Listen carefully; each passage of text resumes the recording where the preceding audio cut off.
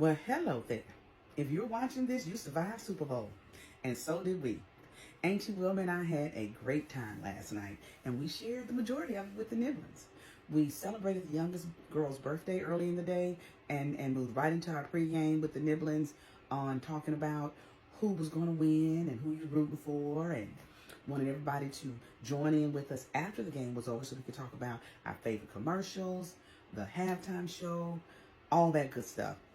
So we had a really good time. You know, at the beginning of the game, Auntie Wilma predicted that whoever won the coin toss was going to be the winner of the game. And she was right. The other thing I wanted to mention, too, was we had some friends, or a friend, rather, that bought a Super Bowl ticket for almost $10,000. And he was a 49ers fan. So I'm pretty sure he's sick about it this morning. But nevertheless, I'm sure it was an experience that he will always remember. But let's talk about this halftime show, y'all. Did Usher not bring it? He brought it. Who he had? Her, Lil Jon, Ludacris, Jermaine Dupri, Jackson State University Band. Alicia Keys, she opened it up with him, but you know, she has a problem grabbing hold to the handle of those notes and holding on to them. So she started off at the very beginning with a note that was kind of like all off into a whole nother key, but I like her.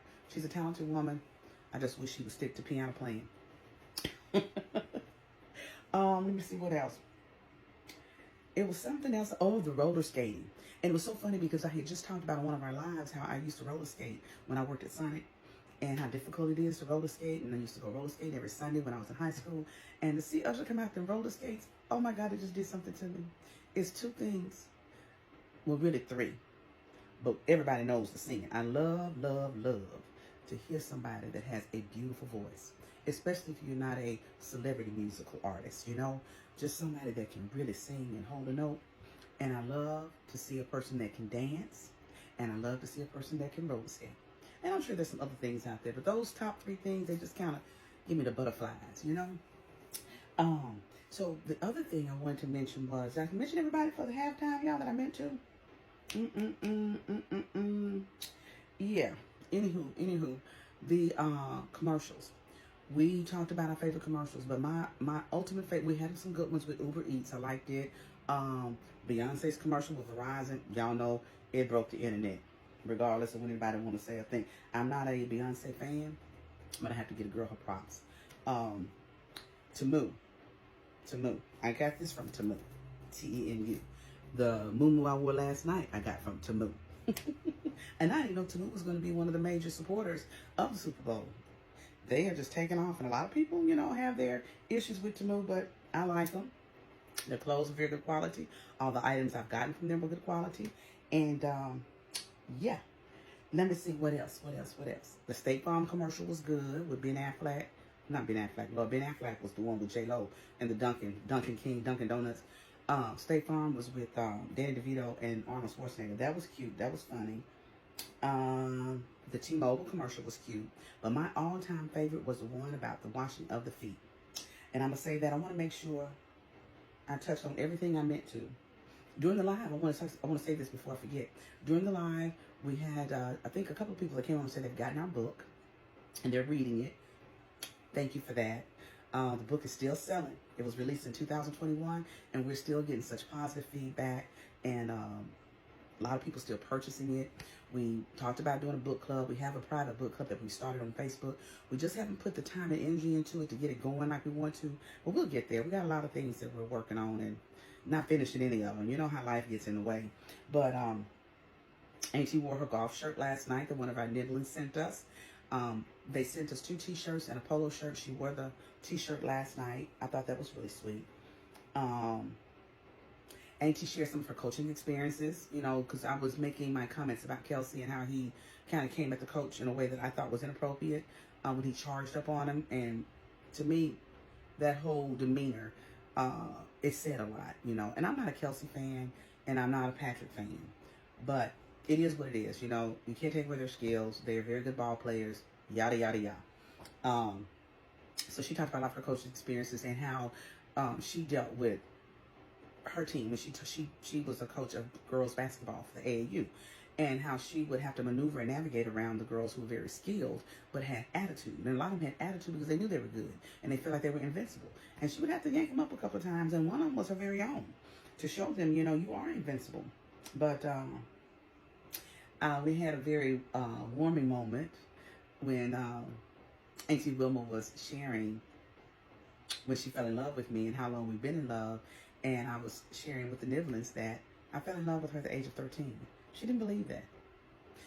Not that she didn't believe it, she didn't know that. And I didn't know that was something that I had never shared with her, you know. I knew she probably did not know that I loved her at 13, but that's when I first met her. And she just had a vibe and a spirit and tenacity and strength about her, even at a young age. She's always been a leader. And even though when I met her at 13, she was coming to crash my birthday party, I still had butterflies, butterflies again, about being in her presence, you know, and that's just the truth. And here we are, all these years later. We've been in love for 40 years. We're not fortunate enough to be together all those years as a family, living together, but we've been in love for 40 years and been a couple in our mind all those years, even though majority of them we had to keep it a secret and live as somebody else. But we've been living together as a family unit for over 34 years, and we've been married for 10. So that's something we celebrate every opportunity we get. But back to the commercial. This is what I wanted to wrap this up with. My absolute favorite commercial was the washing of the feet. That showed humility.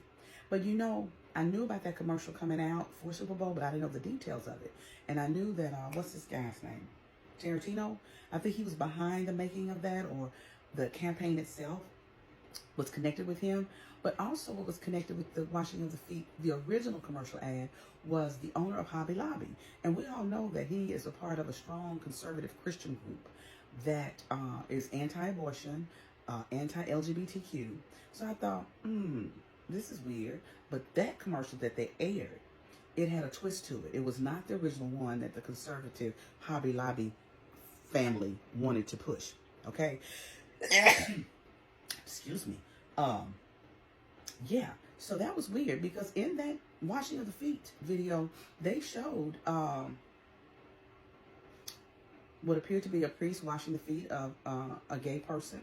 They showed a person sitting in front of the family parenting planning clinic getting their feet washed. I don't know, but look it up. Y'all let me know. Give me some feedback on that. That commercial was originally based on what the Hobby Lobby owner was about. And we know he's against LGBTQ community. He's against the he's for anti-abortion. So I was just confused, but I enjoyed that. It showed humility.